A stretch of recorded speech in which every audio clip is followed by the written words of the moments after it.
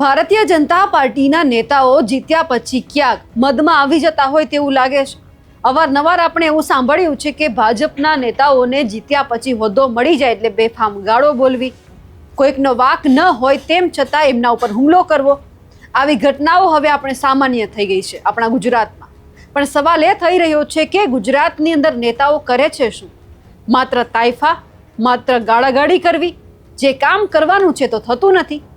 આ વાત અમે એટલા માટે કરી રહ્યા છીએ કારણ કે ઘટના સામે આવી હળવદથી કે જ્યાં પાણી બાબતે એક કર્મચારી ઉપર હુમલો કરવામાં આવ્યો છે અને એ પણ ભારતીય જનતા પાર્ટીના એક સભ્ય દ્વારા। નમસ્કાર, આપ જોઈ રહ્યા છો નિર્ભય ન્યૂઝ અને હું છું આપની સાથે રિદ્ધિ। ગુજરાતમાં સ્થાનિક સ્વરાજ્યની ચૂંટણી હતી ત્યારે આપણે એ જોયું કે ગુજરાતની અંદરથી ઘણા વિસ્તાર એવા છે કે જ્યાંથી એ સમસ્યા સામે આવી કે એ લોકોને પીવાનું પાણી પણ નથી મળતું।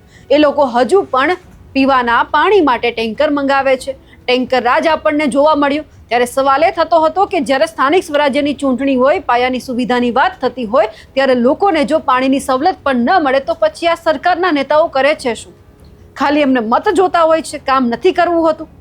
સવાલ આજે પણ એટલા માટે થયો કારણ કે હળવદની અંદરથી ઘટના સામે આવી કે જ્યાં હળવદ નગરપાલિકાના એક સભ્ય છે તેમણે પાણી પુરવઠાના કર્મચારીને ફોન કર્યો। પાણીનું જે ટેન્કર છે એ થોડું મોડું પહોંચતા તેમને સીધી જ ગાળાગાળી કરવાનું શરૂ કરી દીધું। અને વાત અહીંયાથી અટકતી નથી। વાત ત્યારે પણ સામે આવી કે જ્યારે પાણી નહોતું પહોંચ્યું, ગાળાગાળી તો કરવામાં આવી અને એ પછી જે કર્મચારી છે તેમના ઉપર હુમલો કરવામાં આવ્યો। અને જ્યારે આખો હુમલો કરવામાં આવ્યો અને એ પછી પોલીસ ફરિયાદ પણ નોંધવામાં આવી છે। હળવદ નગરપાલિકાના જે સભ્ય છે ભરત કરોત્રા, તેમણે જે પાણી પુરવઠાના કર્મચારી છે તુષાર ગઢવી, તેમના ઉપર ક્યાંક હુમલો કર્યો છે અને તુષાર ગઢવીએ પોલીસ સ્ટેશનમાં ફરિયાદ પણ નોંધાવી છે। પણ સવાલ એ છે કે જો ભારતીય જનતા પાર્ટીને જ્યાં નેતાઓ છે એમને પોતાના વિસ્તારના લોકો માટે આટલું જ કામ કરવું હોય તો પછી જ્યાં નેતાઓ છે તે કેમ પોતાની સરકારને વિનંતી નથી કરતા કે અમારા વિસ્તારની અંદર જે નલ સે જલ યોજના છે અમારા વિસ્તારમાં પહોંચાડી દે, નલ સે જલ યોજનાના નળ પહોંચાડી દે, જે વિસ્તારમાં નળ છે ત્યાં પાણી પણ પહોંચાડે?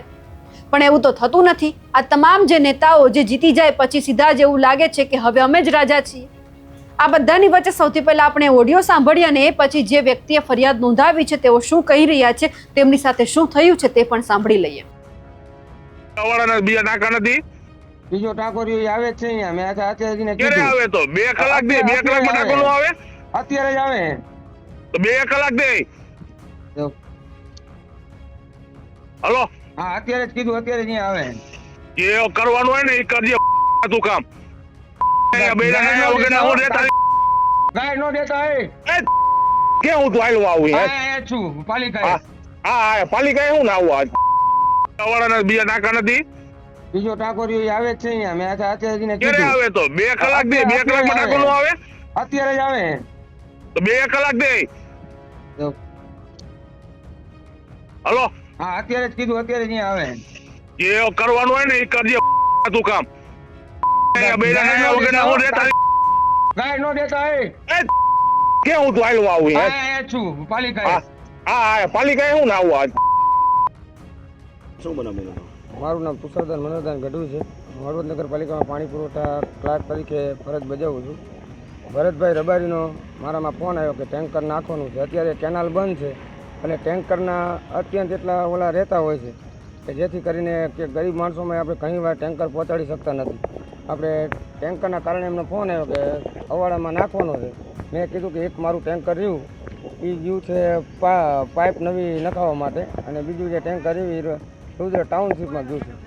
તો ગાળાગાળી મા બેન સમાણેની ગાળો દેવા માંડ્યા અને મને કે તું છું ક્યાં? હું ત્યાં આવું છું અને સીધા એ ઓફિસે ધસી આવ્યા અને ઓફિસે આવીને સીધા મારી પર વાર કરવા માંડ્યા। મને હાથમાં ઈજા પહોંચાડી અને જાનથી મારી નાખવાની ધમકી આપી અને અગાઉ પણ મને કીધેલ કે જો મારું કામ ઇમરજન્સીમાં નહીં થાય તો રોડે દોડાવીને મારીશ।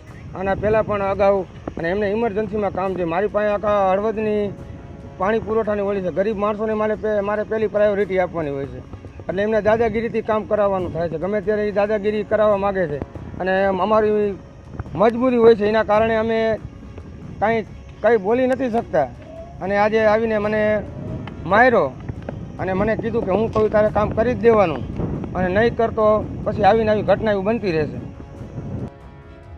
ગુજરાતની અંદરથી જ્યારે આવી ઘટનાઓ સામે આવે છે ત્યારે સવાલ ચોક્કસથી એ ઊભો થાય છે કે ભાજપના નેતાઓને જ્યારે લોકોએ મત આપી અને જીતાડ્યા છે ત્યારે એમને કામ કરવા માટે જીતાડ્યા છે, નહીં કે કોઈ વ્યક્તિને ગાળો આપવી કે એમના ઉપર હુમલો કરવો. હવે ભારતીય જનતા પાર્ટીના જે સભ્ય છે એમને એ પણ કહેવાનું કે જો તમે ખરેખર તમારા લોકો માટે કામ કરવા માંગતા હોય તો તમારી સરકારને રજૂઆત કરો કે તમારા વિસ્તારની અંદર ટેન્કર મારફતે પાણી નહીં પરંતુ રૂબરૂમાં જે રીતે ગુજરાતના જેટલા પણ સારા સારા વિસ્તારોમાં જે રીતે પાણી પહોંચે છે એ જ રીતે તમારા વિસ્તારમાં પણ પાણી પહોંચાડે. અમારા અહેવાલને લઈને આપનું શું માનવું છે કમેન્ટ કરીને ચોક્કસથી જણાવજો. સાથે જ અમારી નિર્ભય ન્યૂઝ ચેનલને લાઇક, શેર અને સબસ્ક્રાઇબ કરવાનું ભૂલશો નહીં. નમસ્કાર.